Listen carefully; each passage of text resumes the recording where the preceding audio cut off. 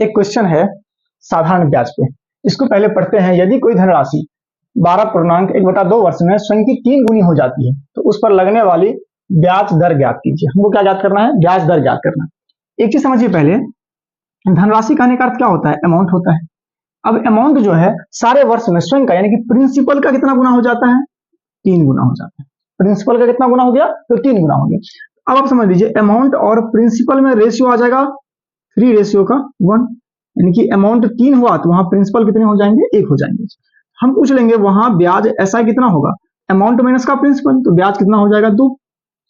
अब हमको rate percent ज्ञात करना है। रेट परसेंट अगर ज्ञात करना है, रेट परसेंट बराबर हम लोग जानते हैं SI गुने का 100 बट्टे का प्रिंसिपल गुने का टाइम।